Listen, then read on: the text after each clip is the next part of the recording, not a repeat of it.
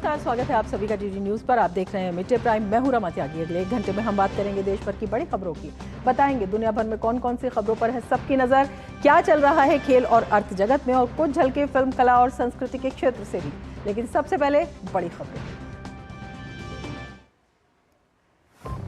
NDA सरकार के 12 साल 9 जून 2024 को तीसरी बार पीएम पद संभाल नरेंद्र मोदी ने रचा था इतिहास। पीएम ने कहा, इंफ्रास्ट्रक्चर से डिजिटल क्रांति तक आज भारत ने बनाई अलग पहचान।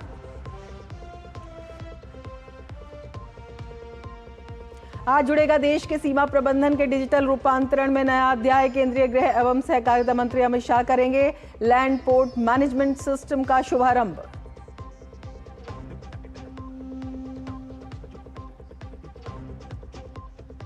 ब्रेक थ्रू के जरिए आज जोजिला टनल ने रचा इतिहास। केंद्रीय मंत्री नितिन गडकरी ने कहा, जम्मू कश्मीर और लद्दाख के बीच ऑल वेदर कनेक्टिविटी होगी सुनिश्चित।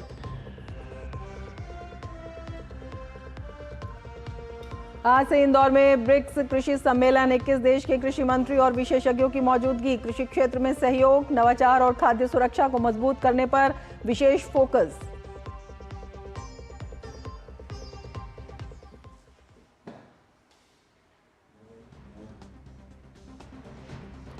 और पश्चिम बंगाल में टीएमसी को फिर बड़ा झटका। जबरन वसूली मामले में टीएमसी नेता सब्यसाची गिरफ्तार। वहीं टीएमसी सांसद काकोली घोष के आरोपों के बाद फिर गिरी ममता बनर्जी। और अब विस्तार से देख लेते हैं समाचार। केंद्र की नरेंद्र मोदी सरकार ने सत्ता में अपने 12 साल पूरे कर लिए हैं। इन 12 सालों में मोदी सरकार के तमाम फैसलों से देश विकसित भारत की ओर बढ़ चला है। पिछले 12 सालों में राष्ट्र प्रथम की भावना से मोदी सरकार ने तमाम जन कल्याणकारी कदम उठाए हैं।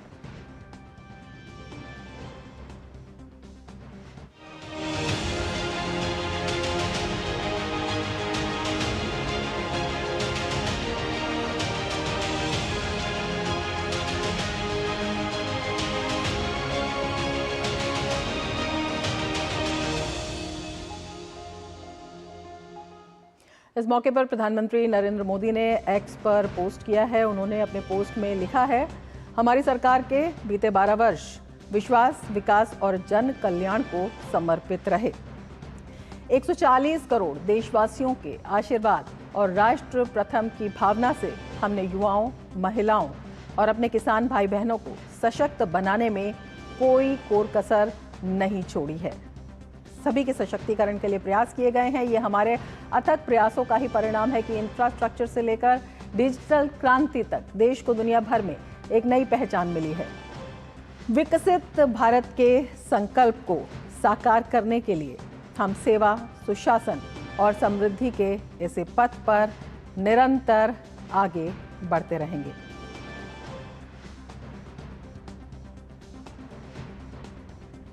आज ही के दिन साल 2024 में तीसरी बार प्रधानमंत्री पद की शपथ लेकर नरेंद्र मोदी ने भारतीय राजनीति में नया इतिहास रच दिया था। इस ऐतिहासिक उपलब्धि पर देश के पूर्व प्रधानमंत्री एचडी देवेगौड़ा ने एक विशेष लेख के माध्यम से पीएम मोदी के नेतृत्व की मुक्त कंठ से सराहना की है। देवेगौड़ा ने मोदी की सफलता का मूल मंत्र उनकी विचारशीलता और राष्ट्र हित के प्रति उनकी अडिग प्रतिबद्धता को बताया है। देवेगौड़ा ने 1952 और आज के भारत की तुलना करते हुए एक व्यापक परिप्रेक्ष्य रखा है। उन्होंने बताया कि नेहरू के दौर में कांग्रेस पार्टी का एकाधिकार था, जबकि आज का दौर अत्यंत प्रतिस्पर्धी है।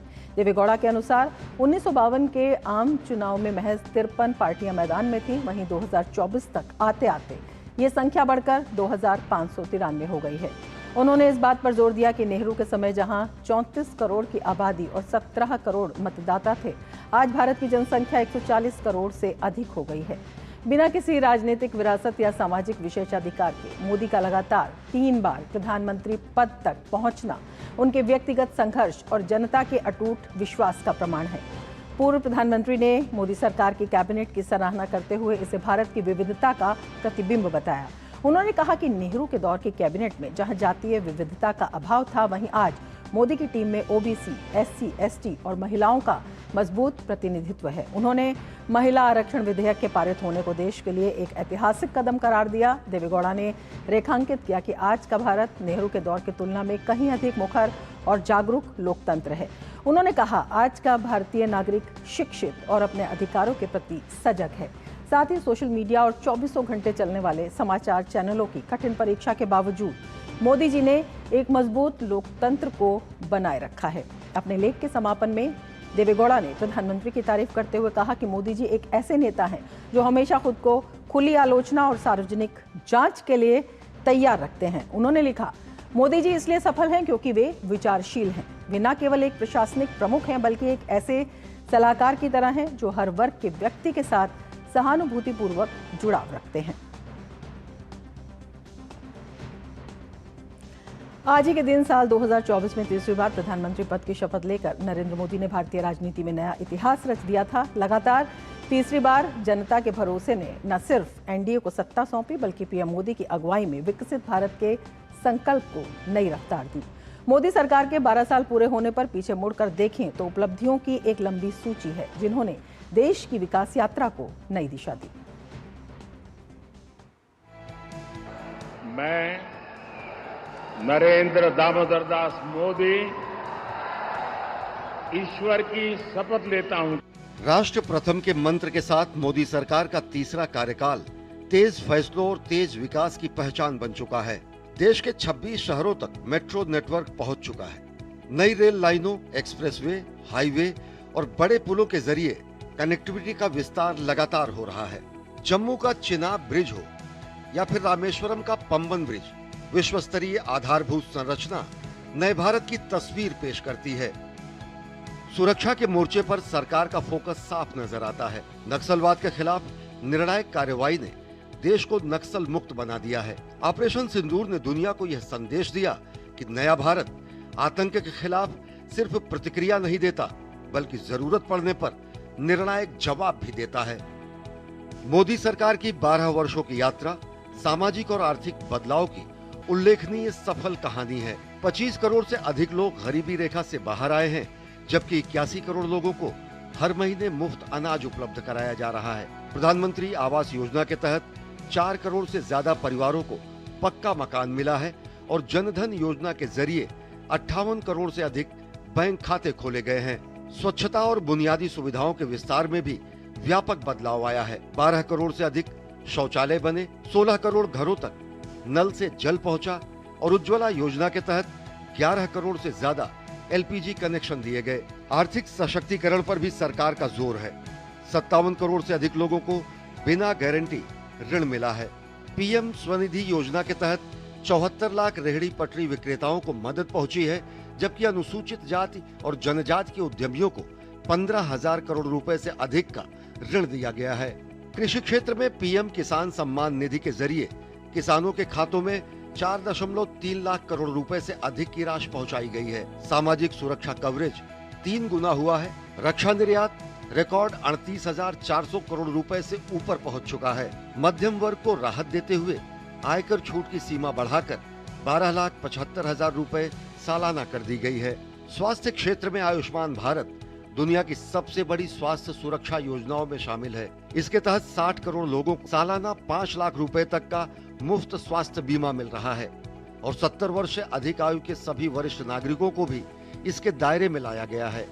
एक तरफ एनडीए रखो, दूसरी तरफ भारत के लोगों के सपने और संकल्पों को रखो, तो मैं कहूंगा NDA, new India, develop India, aspirational India. और इसी सपने और संकल्पों को पूरा करना ये हम सबका संकल्प भी है, कमिटमेंट भी है और हमारे पास रोड मैप भी है।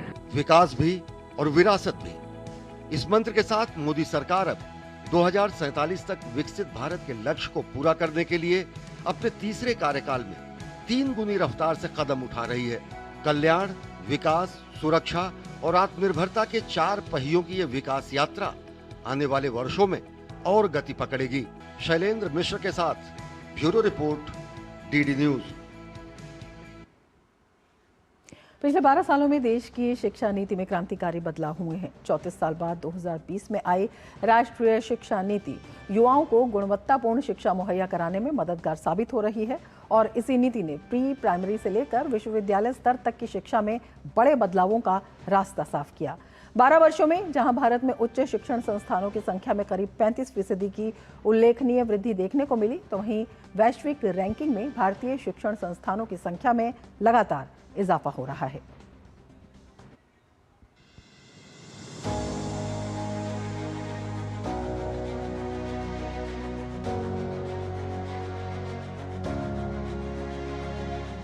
प्रधानमंत्री नरेंद्र मोदी के नेतृत्व में भारत 2047 तक विकसित राष्ट्र बनने की ओर तेजी से अग्रसर है।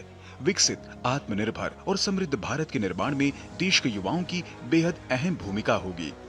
युवाओं की आकांक्षाओं को पूरा करने, उनके सपनों को साकार करने और उन्हें सशक्त बनाने के लिए प्रधानमंत्री नरेंद्र मोदी के नेतृत्व में केंद्र सरकार पिछले 12 साल से लगातार काम कर रही है।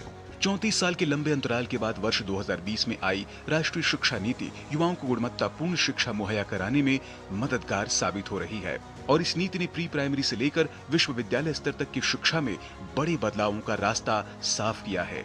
ये नीति प्रधानमंत्री नरेंद्र मोदी के उस परिवर्तनकारी विजन को दर्शाती है जिसमें उन्होंने शिक्षा को भारत की विकास गाथा के केंद्र में रखा है। राष्ट्रीय शिक्षा नीति में स्कूली शिक्षा के साथ साथ उच्च शिक्षा और तकनीकी शिक्षा में कई सुधारों का प्रावधान किया गया है।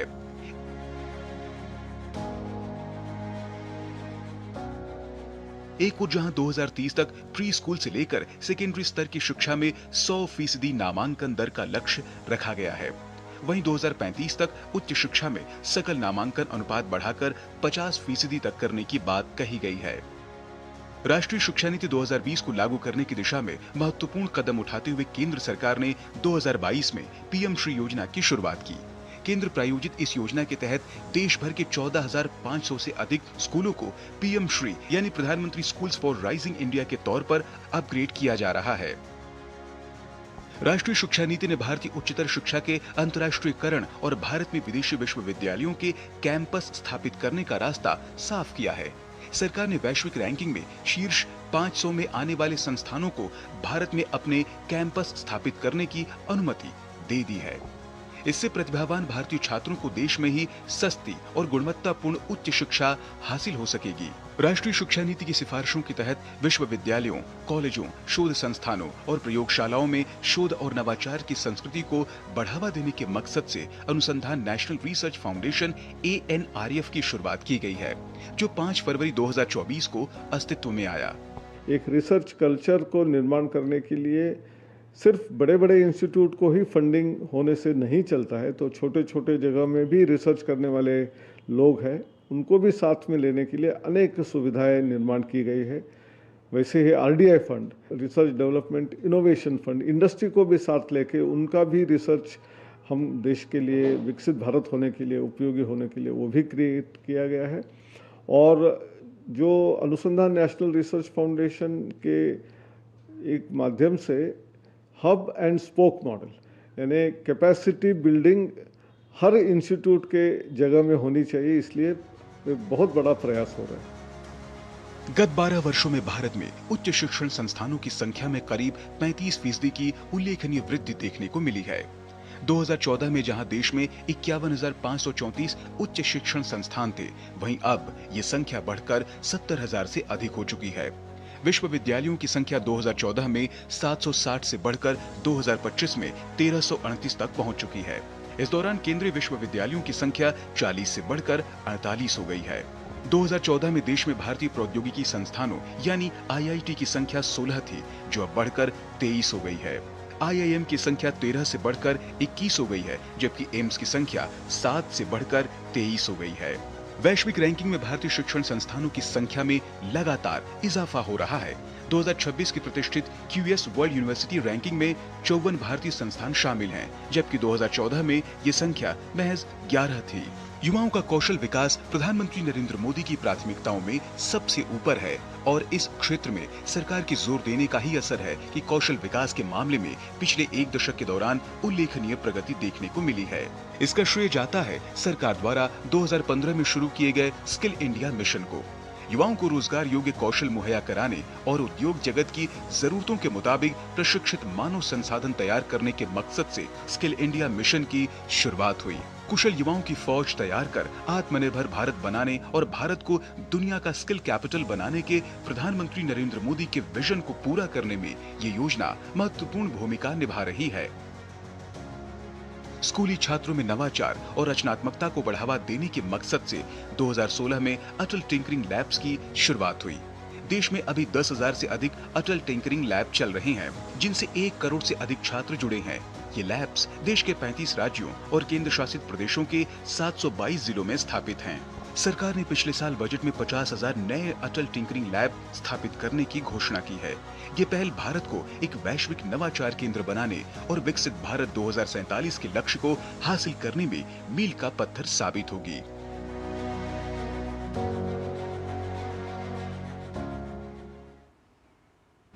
तो मोदी सरकार के 12 साल और कैसे हुआ है विकास, बेमिसाल सेवा और समर्पण के ये साल कैसे रहे हैं, हर जन के विकास में अहम। देश के कोने कोने से हमारे साथ हमारे संवाददाता जुड़े हुए हैं। दिल्ली से हमारे साथ शैलेंद्र मिश्र जुड़े हुए हैं, मधुरेश हमारे साथ पटना से जुड़े हुए हैं और मेघना हमारे साथ गुजरात से जुड़ी हुई है।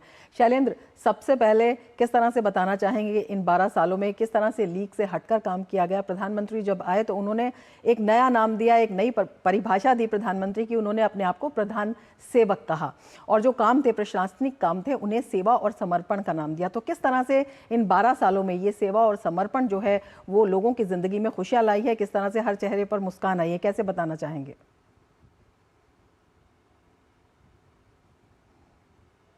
ये बदलाव प्रधानमंत्री नरेंद्र मोदी के 2014 में सत्ता संभालने के बाद गवर्नेंस में दिखाई देते हैं। गुड गवर्नेंस के मॉडल पर प्रधानमंत्री नरेंद्र मोदी के अगुवाई में केंद्र सरकार आगे बढ़ी और उसका सबसे बड़ा जो असर हुआ है वो किसी भी परियोजना में तय समय पर वो परियोजना पूरी होती है और बड़े बड़े प्रोजेक्ट तो तय समय से पहले पूरे होते हैं। तो यानी वो स्पीड जो एक तरह से इन बड़ी आर्थिक परियोजनाओं में देखनी चाहिए वो दिखाई देती है। इससे बहुत पैसा बचा है। जब हम परियोजनाओं में देरी नहीं होते देखते हैं तब उससे बड़ी संख्या में हम देख रहे हैं कि पैसे की बचत होती है बड़ी मात्रा में और देश के विकास की रफ्तार तेज होती है। दूसरी बात यह है कि गुड गवर्नेंस के मॉडल में जनता की भागीदारी, यानी किसी बड़े अभियान में किस तरह से जनता का समर्थन लेना है, उसे सबकी जिम्मेदारी के साथ, सबकी भागीदारी के साथ आगे बढ़ाना है। प्रधानमंत्री की नरेंद्र मोदी की अगुवाई में ये केंद्र सरकार ने कर दिखाया है। 2014 में जो स्वच्छता अभियान की शुरुआत हुई थी दिल्ली से और काशी में उसे विस्तार दिया था प्रधानमंत्री नरेंद्र मोदी ने, उसके बाद हमने देखा कि किस तरह से ये अभियान जन जन तक पहुंचा। संस्था सभी चाहे वो सरकारी संस्था हो या फिर सामाजिक संस्थाएं, उन्होंने बढ़ चढ़कर इसमें भागीदारी की और आज हम जानते हैं कि 12 करोड़ से अधिक शौचालय बन चुके हैं और स्वच्छता को लेकर जो अभियान है वो किस तरह से आगे बढ़ाया जो हमारी शहरों की स्वच्छता रैंकिंग होती है। और तीसरी और बहुत महत्वपूर्ण बात कि सरकार की नीतियों में जो पारदर्शिता चाहिए, सरकार की नीतियों में जो एक स्पष्टता चाहिए, एक दूरदृष्टि चाहिए, वो प्रधानमंत्री नरेंद्र मोदी की अगुवाई में झलकती है कि विकसित भारत का जो रोड मैप है किस तरह से उस पर आगे बढ़ना है, उसमें गांव, गरीब, किसान कल्याण को लेकर किस तरह से आगे बढ़ना है, कैसे हमें वंचित तबकों को आगे बढ़ाना है, कैसे जो आर्थिक तौर पर पीछे छूट गए हैं उनको सहारा देना है, कैसे हमें विकास के दौड़ में ये सुनिश्चित करना है कि हर कोई विकास का फायदा पाए। यानी 81 करोड़ लोगों को हम मुफ्त अनाज भी दे रहे हैं हर महीने, तो साथ ही साथ दुनिया का सबसे ऊंचा अगर ब्रिज देखें, चिनाब ब्रिज, तो वो अभी अब भारत में है। तमाम ऐसी परियोजनाएं हैं। स्वास्थ्य की दुनिया की सबसे बड़ी योजना आयुष्मान भारत हमने लागू की है, दुनिया के सामने हम उदाहरण रख रहे हैं। तो ये सबसे बड़ा बदलाव दिखता है प्रधानमंत्री नरेंद्र मोदी की अगुवाई में बीते 12 वर्षों में। बिल्कुल, मेघना हमारे साथ जुड़ी हुई है गुजरात से। मेघना, गुजरात के विकास की चर्चा तब भी होती थी जब प्रधानमंत्री मोदी वहां के मुख्यमंत्री थे। प्रधानमंत्री के बनने के बाद किस तरह से उसने रफ्तार पकड़ी और गुजरात कैसे देश के लिए भी एक विकास का मॉडल बन के उभरा है? बिल्कुल, अगर रमा आपने बिल्कुल सही कहा, क्योंकि गुजरात की बात पहले भी होती थी। गुजरात मॉडल की बात अगर हम देखें तो गुजरात मॉडल प्रधानमंत्री नरेंद्र मोदी के दिल्ली पहुंचने से पहले गुजरात मॉडल की चर्चा होने लग गई थी, क्योंकि प्रधानमंत्री नरेंद्र मोदी जब गुजरात के मुख्यमंत्री रहे तो उन्होंने अपने कार्यकाल में न केवल गुजरात का अगर हम देखें तो विकास के लिए इंफ्रास्ट्रक्चर की बात हो या अगर ज्योतिग्राम योजना की बात हो, उसके अलावा नर्मदा कनाल ये जो सुजलाम सुफलाम योजना की बात हो, कई योजनाओं योजनाएं जो इस क्षेत्र को बेनिफिट करेंगी वो लाएं, बल्कि उसके साथ ही एक लंबे विजन के साथ वाइब्रेंट गुजरात जैसे समिट भी यहाँ पर किए, जो कि regional summit, regional business summit में आज अलग अलग सभी राज्यों के लिए एक बहुत बड़ा उदाहरण है। अगर किसी भी राज्य को अपने क्षेत्र में बिजनेस समिट करना होता है तो आज भी वो वाइब्रेंट गुजरात ग्लोबल समिट का एक ब्लूप्रिंट देखते हैं कि किस तरीके से इस समिट को किया गया। तो देखिए, वो जो विजन था वो लगातार बरकरार रहा और उसके बाद आज भी हम देखते हैं इसका बेनिफिट गुजरात को मिल रहा है। जैसे अगर हम सेमीकंडक्टर्स की बात करें तो सेमीकंडक्टर इकोसिस्टम, सबसे पहला जो राज्य था गुजरात ही था जिसने सेमीकंडक्टर पॉलिसी लागू की।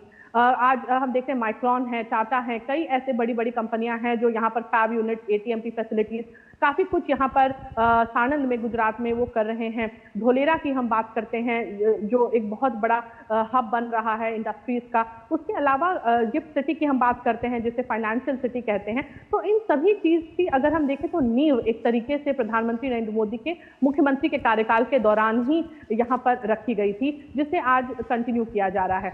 लेकिन उसके अलावा अगर हम देखें तो प्रधानमंत्री नरेंद्र मोदी का जो जर्नी रही है, प्रधानमंत्री बनने के बाद मात्र 5 साल में अगर हम देखें तो लगभग 79 पायदान ऊपर हो गया था ईज ऑफ डूइंग बिजनेस में हमारा देश। और आज की तारीख में स्टार्टअप की अगर हम बात करें तो 2 लाख से भी अधिक स्टार्टअप्स रिकॉग्नाइज्ड हैं, जो लगभग 23 लाख से भी ज्यादा जॉब प्रोवाइड कर रहे हैं और इनडायरेक्ट तो काफी सारा रोजगार प्रोवाइड कर रहे हैं। और खास तौर पर भारत के अगर बिजनेस की बात करें तो बिजनेस का एनवायरनमेंट जो है, डिजिटल गवर्नमेंट, रेगुलेटरी सिंप्लीफिकेशन और उसके साथ ही जो एक ट्रस्ट होता है एडमिनिस्ट्रेशन में, उसके कारण वो बहुत आसान हुआ है। और उसके साथ ही अगर हम देखें तो बिजनेस में आने के लिए जो सिस्टम्स हुआ करते थे वो उनको फास्ट किया गया, उनको पेपरलेस किया गया, उनका डिजिटाइजेशन हुआ, जिसके कारण ज्यादा से ज्यादा एमएसएमई, ज्यादा से ज्यादा स्टार्टअप इनकॉर्पोरेट हो पाए इस पूरे इकोसिस्टम में।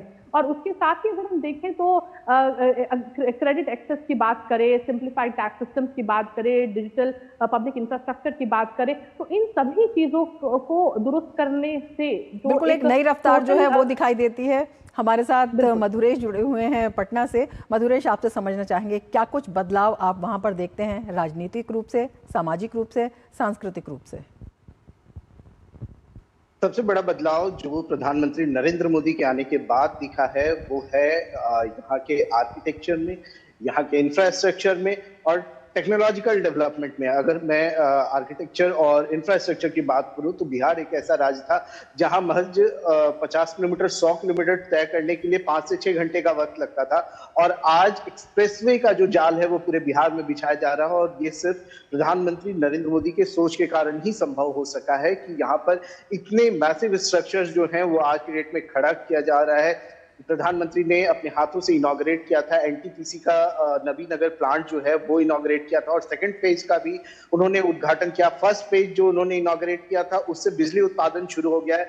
और स्थिति ये है कि पिछले 12 सालों में जहां पहले हमारे पास में दिन में 4 घंटे 5 घंटे बिजली रहती थी, आज के डेट में 24 घंटे the remotest village of Bihar में बिजली पहुंच रही है। और ये बिहार की सबसे बड़ी उपलब्धि है प्रधानमंत्री नरेंद्र मोदी के नेतृत्व में। इसके अलावा अगर बात हम करें तो जिस तरीके से डीबीटी के जरिए चाहे किसान सम्मान निधि का पैसा हो या फिर पीएम आवास योजना का लाभ हो या फिर उज्ज्वला योजना का लाभ हो या फिर आयुष्मान भारत का लाभ हो, वो जो आम लोगों को पहुंचा है, ये निश्चित रूप से एक जो अपलिफ्टमेंट ऑफ लाइफ जिसको कह सकते हैं वो संभव हो सका है। ये प्रधानमंत्री नरेंद्र मोदी के नेतृत्व में बिहार में संभव हो सका है। बिहार एक ऐसा राज्य था जहां से जिसको लेबर इंटेंसिव राज्य कहा जाता था, जहां से लेबर जो है वो एक्सपोर्ट किए जाते थे। आज बिहार की छवि बदली है। आज बिहार अपने बीमारू राज्य की छवि से बाहर निकल चुका है और बिहार में 50,000 करोड़ रुपए से ज्यादा का इन्वेस्टमेंट हो रहा है। और बिल्कुल एक नई तस्वीर जो है, एक नई तस्वीर बिहार की भी दिखाई दे रही है। विकास हमारे साथ लखनऊ से जुड़ गए हैं। विकास, आपसे समझना चाहेंगे राम मंदिर से लेकर डिफेंस कॉरिडोर तक किस तरह से यहाँ की तस्वीर भी बदली है, किस तरह से वहां पर भी विकास को लांछे ले रहा है? जी बिल्कुल, हम ये कहें कि अगर 12 साल बाद कोई उत्तर प्रदेश में आया होगा तो वो पहचान भी नहीं सकता है कि क्या वो उसी उत्तर प्रदेश में है जहां पर हजारों गांव में लाखों कनेक्शन दिए गए। ऐसे ऐसे गांव थे जहां पर बिजली ही नहीं थी, गांव को रोशन किया गया। इंफ्रास्ट्रक्चर में बड़ा बदलाव किया गया। एक्सप्रेसवे प्रदेश कहलाता है उत्तर प्रदेश, जहां पर देश में सबसे ज़्यादा एक्सप्रेसवे उत्तर प्रदेश में है। यहाँ की तस्वीर बदल गई, यहाँ के सामाजिक ढांचा बदल गया, यहाँ पर राजनीति बदल गई। 2014 में जब पीएम मोदी आते हैं तो इसी उत्तर प्रदेश ने एनडीए को 73 सीटें दी थी और उसी जगह से बदलाव की शुरुआत हुई थी, लोगों के जीवन में बदलाव की शुरुआत हुई थी। अगर हम बात करें नारी सशक्तिकरण की, तो उसमें तो बहुत बड़ा काम शुरुआत से ही हो गया था। महिलाओं के लिए शौचालय की से हम शुरुआत करते हैं, उनके स्वावलंबन की बात करते हैं, उनके सशक्तिकरण की बात करते हैं, साथ साथ सुरक्षा की बात करते हैं। जिस तरीके से जो बदलाव आए उत्तर प्रदेश में इंडस्ट्रीज को लेकर, आज उत्तर प्रदेश की एक अलग पहचान है। देश विदेश से लोग यहाँ आकर उत्तर प्रदेश में निवेश करना चाहते हैं। लेकिन इस कब हुआ? जब डबल इंजन की सरकार ने यहाँ पर काम किया। इन 12 वर्षों में उत्तर प्रदेश में कोई ऐसा क्षेत्र नहीं है जहाँ पर काम ना किया गया हो, बदलाव ना हुआ हो। उत्तर प्रदेश की सड़कें ऐसी थी जहाँ पर गड्ढे ही गड्ढे हुआ करते थे, लेकिन आज आप गाजियाबाद से लेकर गाजीपुर तक जाते हैं तो आपको एहसास हो जाएगा कि आप किसी अच्छे विकसित प्रदेश में हैं। ये एक बड़ी पहचान है, यहाँ की इंडस्ट्री पहचान है, यहाँ का कृषि उत्पादन पहचान है, यहाँ के गन्ना किसानों के लिए जो काम किए गए हैं उनका भुगतान सालों सालों नहीं होता था, वो सारी चीजें सब चैनलाइज की गई। साथ साथ पर्यटन की बात करते हैं, किसी ने तो कल्पना भी नहीं की होगी कि प्रभु श्री राम का मंदिर बनेगा। विकास हुआ है। बिल्कुल, बहुत शुक्रिया हमारे साथ जुड़ने के लिए। विकास आपका उत्तर प्रदेश है, शैलेंद्र दिल्ली से, मेघना गुजरात से और मधुरेश बिहार से। मिड डे प्राइम में अब लेंगे एक ब्रेक, आप बने रहिए टीजी न्यूज के साथ।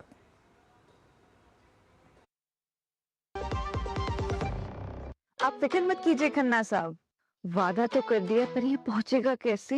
एक दिन में मार्कशीट कैसे मिलेगी शालिनी को? कल संडे है, मॉम की दवाइयाँ कल तक नहीं पहुंची तो पहुंच जाएगा। जो भी तुम चाहोगे वही पहुंचाऊंगा, एक दिन में डिलीवरी करके आऊंगा। सबको पता है कि मैं सबका दोस्त हूँ, हर सामान टाइम से पहुंचाने की ये बात है, दिल को दिल से मिलाने की ये बात है। ये है भारतीय डाक की नई 24 स्पीड पोस्ट सेवा। अब आपकी हर पोस्ट की गारंटीड डिलीवरी सिर्फ एक दिन में, ओटीपी की अतिरिक्त सुरक्षा के साथ। 24 स्पीड पोस्ट, भरोसा आपका, वादा हमारा। डाक सेवा, जन सेवा। ओ हरि भैया, अरे वाह, खेतों में कौन सी फसल लगाए हो? 12 महीने कमा कर दे ऐसी फसल। क्या? मैंने नया व्यवसाय शुरू किया है। उसके लिए पैसे? इसमें किसी निवेश की जरूरत ही नहीं। अच्छा मुखिया जी। अरे मुखिया जी नमस्ते। अरे हरी, कब आ रहे हो? आप बस चलिए, मैं पहुंचता हूँ। अब मैं LIC एजेंट हूँ। LIC एजेंट बनो, अब बड़ा सोचो। हमारी वेबसाइट पर जाएं या अपनी नजदीकी LIC शाखा से संपर्क करें। ब्रेक के बाद फिर से आपका स्वागत है। आंध्र प्रदेश के मुख्यमंत्री एन चंद्रबाबू नायडू ने नरेंद्र मोदी सरकार के 12वें वर्ष की उपलब्धियों का मूल्यांकन करते हुए कहा है, प्रधानमंत्री मोदी ने भारत में आर्थिक और सामाजिक विकास का नया मॉडल स्थापित किया है। नायडू ने इसे भारत का परिभाषित क्षण और एक संभावित स्वर्णिम युग की शुरुआत बताया। अपने लेख में नायडू ने मोदी के नेतृत्व को आधुनिक शासन और सभ्यतागत आत्मविश्वास का अनूठा मिश्रण करार दिया। उन्होंने कहा, पीएम मोदी ने भारत के प्राचीन ज्ञान, योग, प्राणायाम और ध्यान को आधुनिक तकनीक, डिजिटल गवर्नेंस और नवाचार आधारित विकास के साथ जोड़ा है। इसके परिणाम स्वरूप भारत वैश्विक स्तर पर आत्मविश्वास और रणनीतिक महत्व के साथ खड़ा है। नायडू ने आर्थिक उपलब्धियों पर भी प्रकाश डाला। उन्होंने कहा, भारत ने पिछले एक दशक में दुनिया की 11वीं सबसे बड़ी अर्थव्यवस्था से चौथी सबसे बड़ी अर्थव्यवस्था बनने का सफर तय किया है। डिजिटल पहल जैसे DPI, जनधन खाते, आधार और UPI ने मानव इतिहास के सबसे बड़े वित्तीय समावेशन प्रयोगों में से एक को साकार किया। 51 लाख करोड़ रुपए से अधिक सीधे लाभार्थियों तक पहुंचाए गए, जिससे भ्रष्टाचार और रिसाव में कमी आई।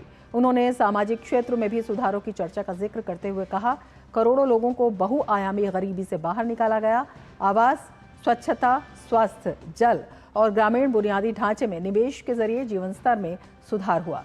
प्रधानमंत्री के मार्गदर्शक सिद्धांत सबका साथ, सबका विकास, सबका विश्वास ने इस बदलाव को संभव बनाया। नायडू ने राज्यों और केंद्र के बीच प्रतिस्पर्धी सहकारी संघवाद की सराहना की।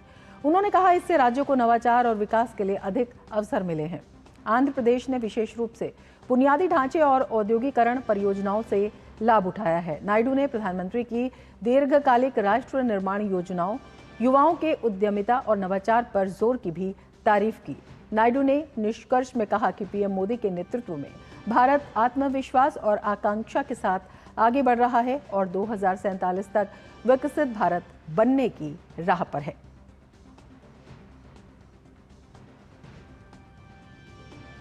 प्रधानमंत्री नरेंद्र मोदी अपने 12 साल का कार्यकाल देश के लिए कई ऐतिहासिक उपलब्धियों से ये कार्यकाल भरा रहा है। इस मौके पर केंद्रीय मंत्री अर्जुन राम मेघवाल ने कहा कि पीएम मोदी के कार्यकाल में न्यायपालिका और कार्यपालिका और मजबूत हुए हैं। पीएम मोदी के नेतृत्व में देश ने कई ऐसी सफलताएं हासिल की जिसकी पहले कल्पना भी नहीं की जा सकती थी। यही सिस्टम है और हमारी जो कार्यपालिका, न्यायपालिका, विधायिका, इसी सिस्टम को थोड़ा सुदृढ़ किया नरेंद्र मोदी जी ने और हर क्षेत्र में प्रगति या तो दुगनी की या तिगुनी की इन 12 वर्षों में। आप पहले के 12 वर्षों की तुलना भी कर सकते हैं, आंकड़े अवेलेबल है। कई जगह चौगुनी की, कई ऐसी नई योजनाएं लेके आए जिनकी कल्पना नहीं थी। तो ऐसा 12 वर्षों में क्या हुआ जिससे देश विकसित भारत बनने की ओर तेजी से अग्रसर हो गया। कश्मीर घाटी और लद्दाख का संपर्क अब पूरे साल बना रहेगा। जोजिला सुरंग का आज ब्रेक थ्रू हुआ। इस बेहद अहम सुरंग के दोनों छोर मिल गए। केंद्रीय सड़क परिवहन मंत्री नितिन गडकरी ने जोजिला टनल का दौरा किया। इस मौके पर जम्मू कश्मीर के मुख्यमंत्री उमर अब्दुल्ला और उपराज्यपाल मनोज सिन्हा भी उनके साथ मौजूद रहे। जोजिला टनल 11,500 मीटर से ज्यादा की ऊंचाई पर बनी है और 13 किलोमीटर से ज्यादा लंबी ये टनल सामरिक दृष्टि से भी बेहद अहम है। इस टनल का शिलान्यास मई 2018 में प्रधानमंत्री मोदी ने किया था। केंद्रीय मंत्री नितिन गडकरी ने इस सुरंग को बेहद अहम करार दिया और इसे भविष्य की सुरंग बताया है।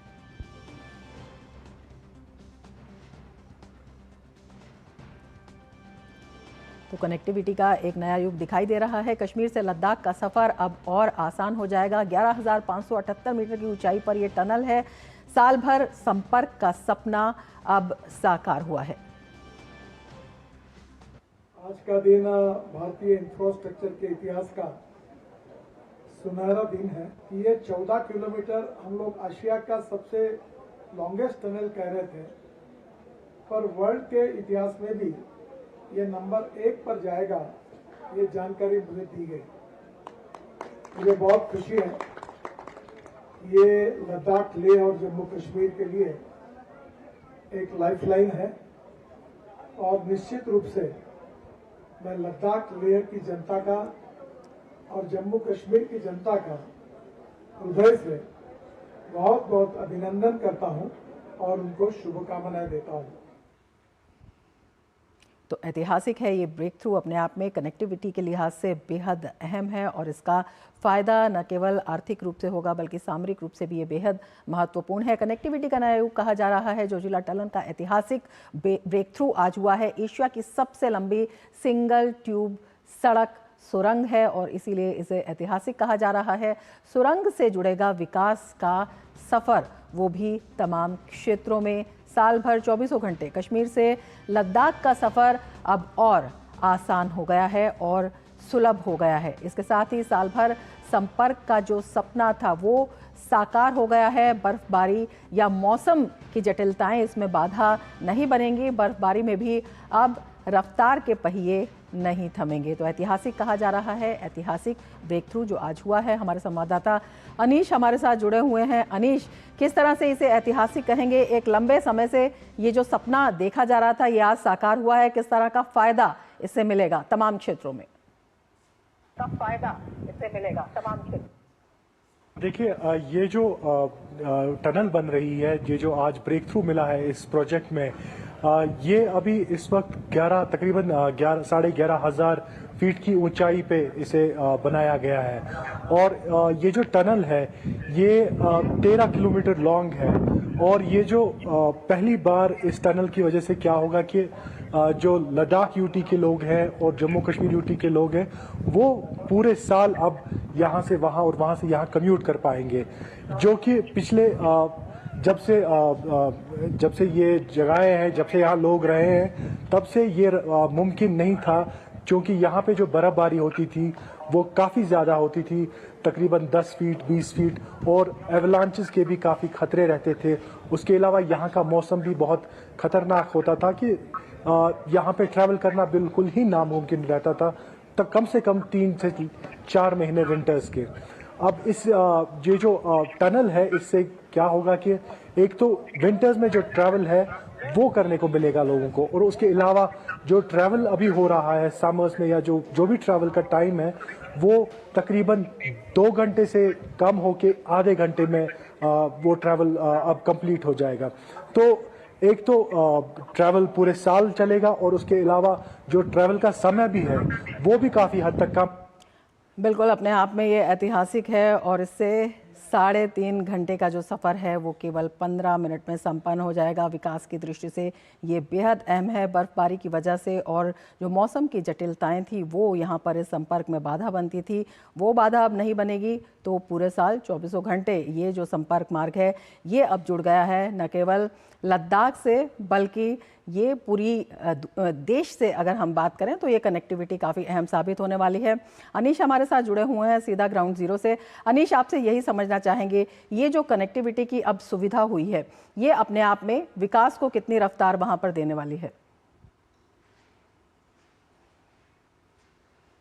एक तो यहाँ के लोग इससे काफ़ी फ़ायदा उससे ले सकते हैं। उसके अलावा यहाँ ये सिर्फ एक लोगों के कम्यूट का उसमें बेहतरी लाएगा, बल्कि यहाँ पे जो टूरिस्ट लोग आते हैं, क्योंकि हमें पता है कश्मीर, जम्मू एंड कश्मीर और लद्दाख यूटी दोनों ही टूरिस्ट दुनिया भर के टूरिस्टों में ये दोनों ही जगह मशहूर हैं। तो जो कश्मीर से जम्मू से या कश्मीर से लद्दाख जाना चाहता है और जो लद्दाख से यहाँ आना चाहते हैं तो उनके लिए ये जो टनल है, और ये सिर्फ एक ही टनल नहीं है, काफ़ी सारी टनल्स हैं, इससे जो टाइम है वो काफ़ी कम हो जाएगा। उसके अलावा जो ये एक स्ट्रेटेजिक हेल्प भी मिलेगी, जो मिलिट्री एस्टैब्लिशमेंट है यहाँ पे, जो सिक्योरिटी कंसर्न्स रहते हैं जम्मू कश्मीर में, उसमें भी ये काफ़ी हद तक हमें हेल्प करेगी। और उसके अलावा जो सप्लाई चेन होती है, चाहे वो खाने पीने की चीज़ें हो, चाहे वो तेल हो, एसेंशियल्स हो, वो विंटर में काफ़ी इफेक्ट होता था। तो इस टनल की वजह से अब ये जो सप्लाई चेन है वो सालों के साल चलेगी और किसी भी टाइम पे चलेगी और टाइम पहुंचने में काफ़ी कम लगेगा।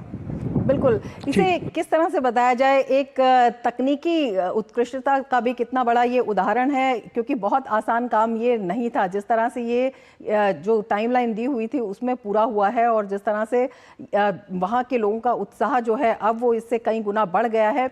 जब हम संपर्क की बात करते हैं, जब हम इसके सामरिक महत्व की बात करते हैं, इसीलिए इसे ऐतिहासिक कहा जा रहा है। अनीश, एक तो कम्युनिकेशन की वजह से भी जो कनेक्टिविटी बढ़ेगी लोगों में, एक तो वो एक ऐतिहासिक माइलस्टोन है जो कि यहाँ के लोग, यहाँ की जो आवाम है और लद्दाख के जो लोग हैं और आवाम है वहाँ के, वो इसे उस नज़रिए से एक ऐतिहासिक माइलस्टोन देखते हैं।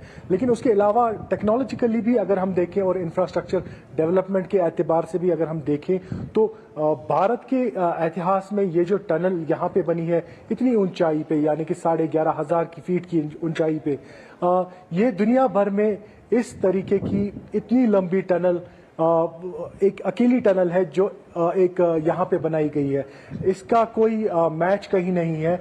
और पहले तो हमें लगता था कि ये सिर्फ एशिया में, जो कि आज मिनिस्टर साहब ने भी बोला कि ये सिर्फ एशिया में इतनी बड़ी और महत्वपूर्ण टनल बन रही है, लेकिन उन्होंने आज ये भी अनाउंस किया कि ये पूरी दुनिया में इतनी ऐसी तरीके की जो टनल है और इतनी लंबी टनल ऐसी ऊंचाई पे है। तो टेक्नोलॉजिकली भी अगर हम देखें तो इसमें एक काफ़ी हद तक वो भी एक हिस्टोरिक है और इसमें न्यू ऑस्ट्रियन टेक्नोलॉजी यूज़ हुई है, जो कि हिमालय जैसे, जो कि यहाँ की जो जियोलॉजी है हिमालयाज़ की, जो यहाँ की ये है वो काफ़ी जो यहाँ के स्टोन्स है वो काफ़ी वीक है और इन्हें यंग माउंटेन्स कहा जाता है। तो उस हिसाब में इस जगह पे टनल बनाना एक हिस्टोरिक उस हिसाब से भी है।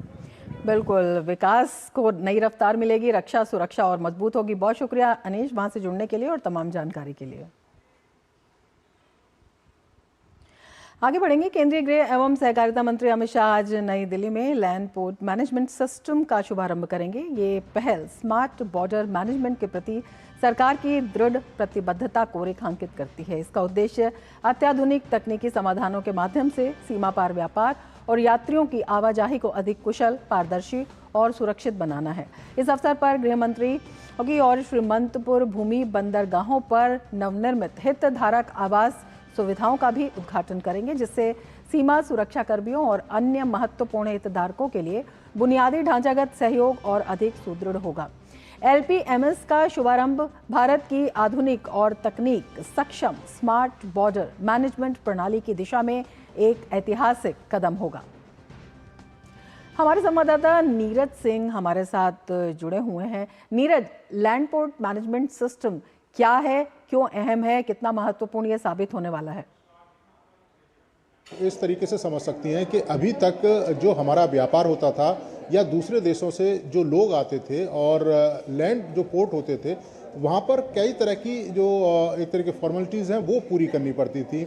एक तो जैसे अगर विदेशी कोई सामान आता था, हमारे कई सारे पड़ोसी मुल्क हैं, चाहे हम म्यांमार की बात करें, नेपाल की बात करें, बांग्लादेश की बात करें, भूटान की बात करें, तो यहाँ से जो सामान इंडिया के अंदर आता था और लैंड पोर्ट जहाँ होते थे तो वहाँ पर मैनुअली उनको सारे काम करने पड़ते थे। मैनुअली उनको अपनी जो रसीद है वो देनी पड़ती थी कि कौन सा सामान वो इंडिया में लेके जा रहा है, और उसके बाद इमिग्रेशन का जो प्रोसेस है वो भी मैनुअल होता था, और जो सामान आ रहा है उसकी सिक्योरिटी भी मैनुअली जो चेक है वो की जाती थी। अब उसके कारण होता क्या था कि बड़ी संख्या में हमने खबरें भी सुनी थी कि ट्रकों की जो लाइन है वो बॉर्डर एरिया में लग जाती थी। अब उससे क्या होता था कि जो सामान है उसके ख़राब होने की आशंका बनी रहती थी। बड़ी संख्या में जो फल और सब्जियां दूसरे देशों से भारत के अंदर आते हैं तो वो ख़राब हो जाते थे। अब क्या है कि इस सिस्टम के द्वारा सारा कुछ डिजिटल हो जाएगा और जो भी जो ट्रक या जो भी कारोबार करने वाले कारोबारी हैं उनको डिजिटली तमाम तरह के जो कागजात हैं वो डिजिटली पेश करने होंगे। उससे एक तो समय बचेगा, डिजिटल ही उनको जो चेकिंग है वो हो जाएगी। ट्रक का जो नंबर होगा उसके आधार पर ये पता लग जाएगा कि इसमें जो सामान है वो क्या है, इस ट्रक का जो वेट है वो कितना है, इमिग्रेशन का जो प्रोसेस है वो भी ऑनलाइन हो जाएगा। तो एक बड़ी जो सुविधा है वो होगी और उससे व्यापार में भी तेज़ी आएगी। और इसके साथ साथ ही बड़ी संख्या में हमने देखा है कि दूसरे देशों से जो लोग इंडिया के अंदर आते हैं तो उनको डिजिटली एक तरीके से चेक भी किया जा सकता है और निगरानी भी रखी जाएगी। तो भारत के लिहाज से ये काफ़ी महत्वपूर्ण है और आज इस सिस्टम को गृह मंत्री अमित शाह एक तरीके से शुरू करेंगे और उसके बाद पूरे देश में ये सिस्टम लागू हो जाएगा। बिल्कुल, कहने का मतलब ये है कि जो बॉर्डर हैं वो अब स्मार्ट हो जाएंगे। इसका कितना फ़ायदा जो औद्योगिक गतिविधियां हैं उसको भी मिलेगा? देखिए, औद्योगिक गतिविधियों को मिलेगा, एक तो समय बचेगा और उनका जो सामान है वो तय समय के अंदर भारत के अंदर पहुंच पाएगा। सामान जो ख़राब है वो नहीं हो पाएगा। बॉर्डरों पर जो लंबी लंबी जो लाइनें लगी रहती थी उन लाइनों से मुक्ति मिलेगी। इसके साथ साथ ही जो तमाम जो पोर्ट हैं, लैंड पोर्ट हैं देश के अंदर, वो सभी इंटीग्रेटेड हो जाएंगे। रियल टाइम जो जानकारियाँ वो मिलेंगी और भारी फाइलों को रखने की ज़रूरत नहीं पड़ेगी। डिजिटल सब कुछ होगा। और इसके साथ साथ ही जो लोग आते हैं दूसरे देशों से लैंड पोर्ट के द्वारा, उन पर भी जो निगरानी रखना है वो संभव हो पाएगा। तो आप देखें कि भारतीय अर्थव्यवस्था के लिए, ईज ऑफ डूइंग बिजनेस के लिए ये काफ़ी महत्वपूर्ण है, इंटरनल सिक्योरिटी के लिए काफ़ी महत्वपूर्ण है, क्योंकि सभी कुछ डिजिटल होगा और उसमें न केवल समय की बचत होगी बल्कि कारोबार में भी तेजी आएगी। बिल्कुल, इसका सभी जो लैंड पोर्ट हैं, क्योंकि बहुत सारे लैंड पोर्ट हैं हमारे यहाँ पर, तो इनका एक ही प्लेटफॉर्म होगा? किस तरह से इसका एकीकरण होगा और किस तरह से जो मॉनिटरिंग है, जो आप सुरक्षा की बात कर रहे हैं, वो और सुलभ भी हो जाएगी और सटीक भी रहेगी? देखिए, बिल्कुल, लैंड पत्तन जो प्राधिकरण है वो एक तरीके से इस पूरे प्रोजेक्ट को देख रहा है और आप देखें कि देश भर में अभी 15 ऐसे स्थान हैं जहां पर इस तरह की जो आवाजाही है वो होती है। म्यांमार, भूटान, नेपाल, बांग्लादेश इन बॉर्डरों से सटे हुए हैं। अब जितने भी हमारे जो निजी क्षेत्र हैं जहां पर कार्गो आता है या विदेशों से जो माल आता है वो और जो हमारे लैंड पोर्ट है वो एक तरीके से इंटीग्रेटेड सिस्टम से जुड़ जाएंगे। रियल टाइम हमें जानकारी मिल पाएगी, हमें ये पता लग पाएगा कि हमारा जो कार्गो है वो कहाँ पर पहुँचा है। इसके साथ साथ ही विदेशों से जो सामान आ रहा है उसकी क्या स्थिति है, जो सामान पहुँचा है फिर देश के किस किस हिस्सों में गया है, जो लोग विदेशों से आ रहे हैं वो कितनी बड़ी संख्या में आ रहे हैं। क्योंकि अभी तक ये नहीं पता लग पाता था कि अगर कोई नेपाल के बॉर्डर से आ रहा है तो जो भूटान का बॉर्डर है उसको जानकारी नहीं मिल पाती थी, या फिर जो बांग्लादेश का जो बॉर्डर है उसको जानकारी नहीं मिल पाती थी।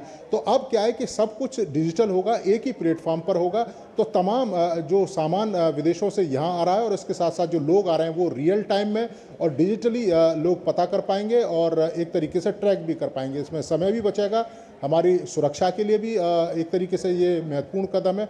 यही कारण है कि गृह मंत्री अमित शाह, गृह मंत्रालय इस पूरी मॉनिटरिंग इस सिस्टम की भी करेगा और आज ये लॉन्च होगा, उसके बाद पूरे देश में ये शुरू हो जाएगा।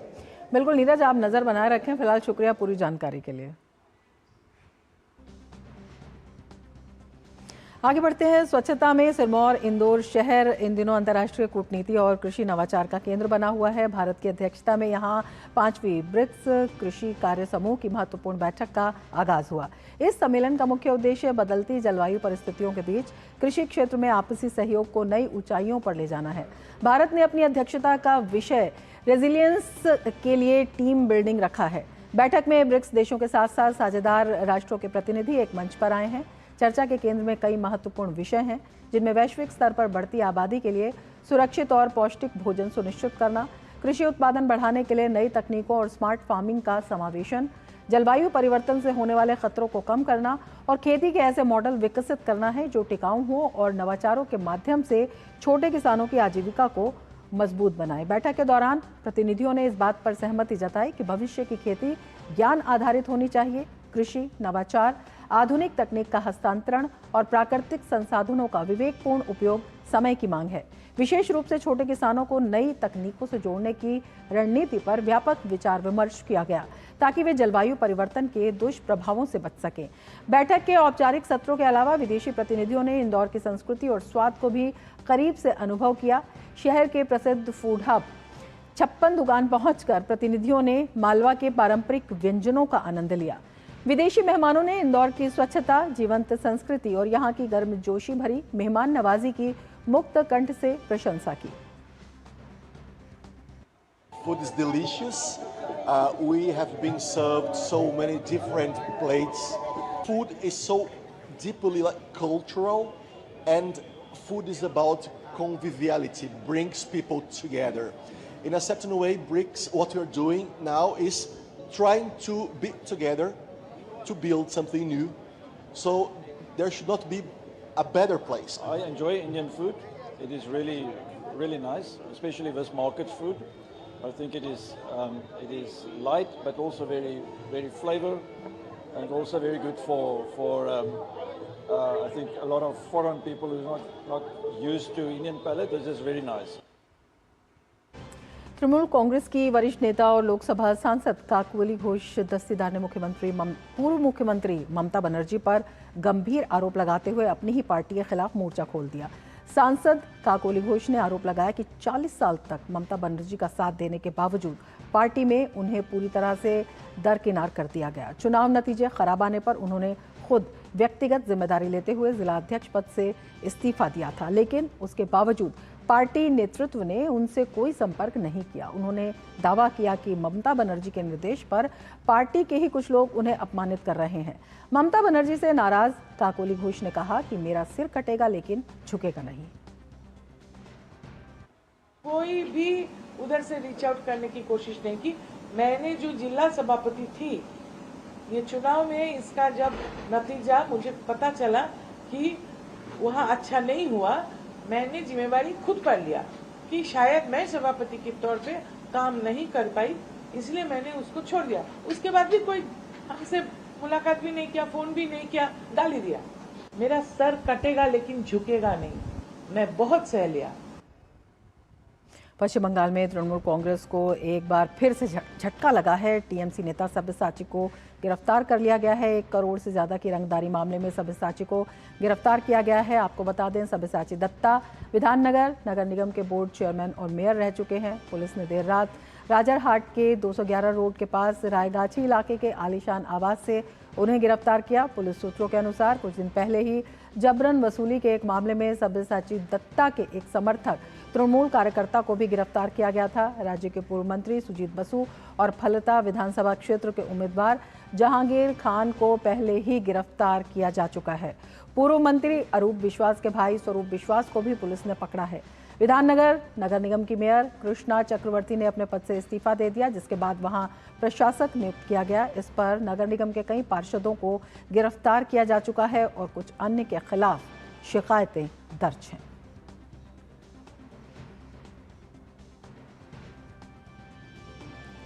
और अब खबर देखेंगे खेल की खबर के साथ गौरव हमारे साथ जुड़ चुके हैं। गौरव, क्या कुछ खास खेल की खबरों में आज?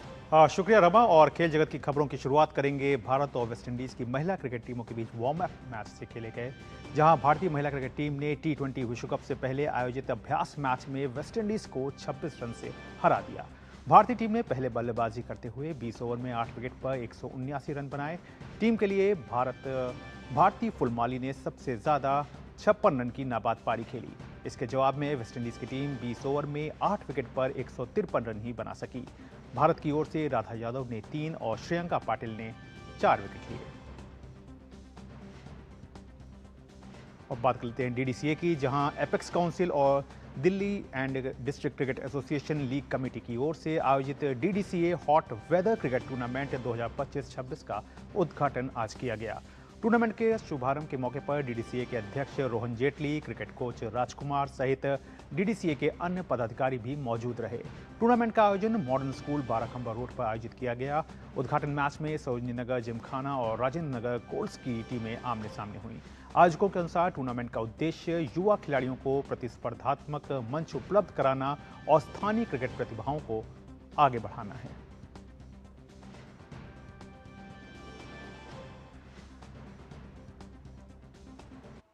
इस टूर्नामेंट का उद्देश्य है लिमिटेड ओवर मल्टी एक्सपोजर का टूर्नामेंट रहता है, जिसमें age is not a criteria, but जो बेस्ट टैलेंट है वो निकल के आता है बेस्ड ऑन परफॉर्मेंस, जो कि सालाना पूरे साल जो खेलते हैं ये अपने क्लब के लिए, उन क्लब्स के बिहाफ पे यहाँ पे हॉट वेदर टूर्नामेंट में during the month of summer ये पार्टिसिपेट करते हैं। ये मोस्टली टूर्नामेंट आपका अगले 30 से 35 दिन के अंदर ख़त्म हो जाता है। 60 टीमें जो हैं वुमेन क्रिकेट के अंदर आज के टाइम में खेल रही हैं और 111 टीमें हमारी मेंस के अंदर खेलती हैं, जो पूरे साल हम जो स्ट्रक्चर हमने बनाया हुआ है दिल्ली डिस्ट्रिक्ट क्रिकेट एसोसिएशन में, उसी गाइडलाइन के मुताबिक पूरी टीमों को खिलाया जाता है और उसी के बेस पे आगे जो BCCI के मैच होते हैं उसके अंदर उनका सिलेक्शन होता है। तो ये बहुत ही शानदार टूर्नामेंट है और आज खुशी की बात है कि यहाँ पर प्रेसिडेंट ने उसकी प्राइज मनी भी 10% इंक्रीज कर दी है। इसमें से जो बच्चे अच्छे खेलते हैं वो रणजी खेलते हैं, स्टेट खेलते हैं, उसमें से सिलेक्शन करने का टारगेट इजी हो जाता है हमारे बच्चों के लिए और बच्चों का बहुत ही मनोबल बढ़ता है इस टूर्नामेंट से।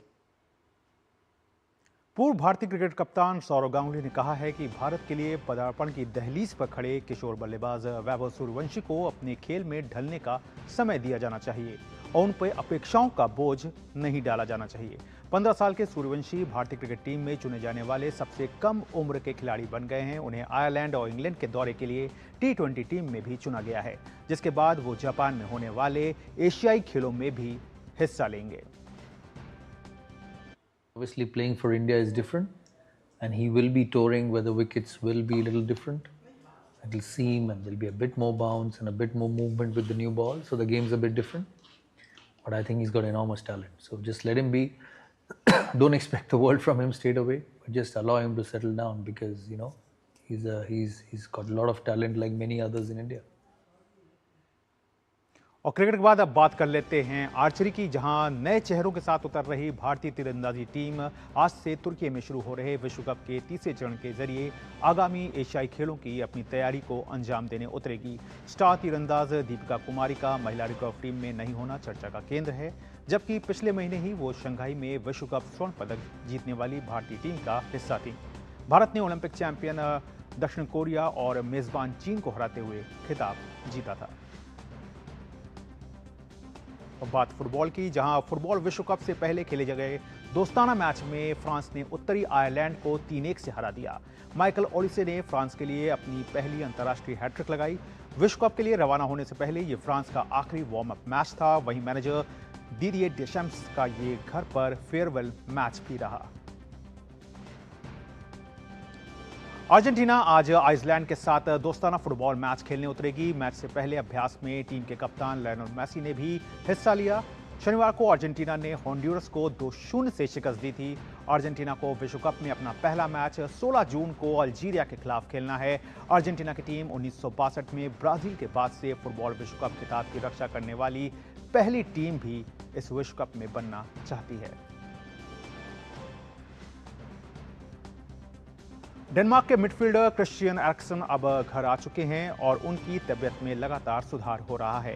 एरिक्सन यूक्रेन के खिलाफ दोस्ताना मैच के दौरान 65वें मिनट में एरिक्सन बेहोश हो गए थे और उन्हें मैदान से बाहर जाना पड़ा था। 2021 में फिनलैंड के खिलाफ यूरो मैच के दौरान एरिक्सन को दिल का हार्ट अटैक यानी उनको आया था उस वक्त पे। तो रमा, ये थी खेल जगत से जुड़ी हुई तमाम बड़ी खबरें। वापस एक बार फिर से आपके पास। शुक्रिया गौरव तमाम खबरों की जानकारी के लिए। इसके साथ ही मिड डे प्राइम में फिलहाल इतना ही। दीजिए इजाजत। नमस्कार।